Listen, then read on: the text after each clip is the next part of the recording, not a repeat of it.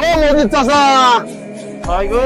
এই কামলা দেখে ধান বাইতেছো, প্রতিদিন কত করে বর্তায় ঘরে? তা তো বাবু চা বিড়ির খরচ বাদ দিয়ে 700 করে নিয়ে যাচ্ছে বাড়ি ঘরে। তা বাবু এই ধান বান্ধা বাদটা আমার সাথে ঢাকা আসলো, ওই 1500 করে পর্দার জীবনে বাড়াই। ঢাকায় যে কি কাজ করাবো বাবু, তা নিতে হবে কারাই। এই ঢাকায় যে কাজ তেমন কিছু নেই, ওই আন্দোলন করতে হবে আর মাঝে মাঝে থাকতে হবে রাজপথে দাঁড়াই।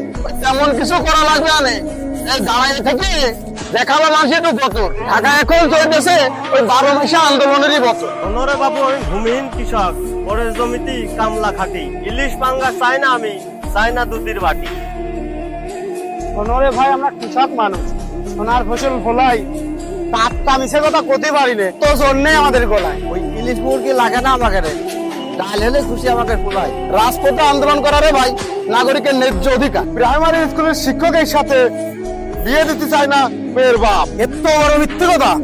তাই নিয়েছিল ওই শিক্ষকের জিভে মাপ। সত্যি বললে খুশি হবো, মিথ্যা নাটক একটু কম কর। তোমাদের কথায় আজ আমার চোখ খুলে গেছে চাচা, সম্মান কেনা যায় না টাকায়। ওই তোমাদের সাথে কামলা দেখাবো আর আমি সিটারি করতে যাবো না ঢাকায়। চলো বাবু চোদন নিয়ে খাও, ঢাকায় যে হয়ে না টুকায়।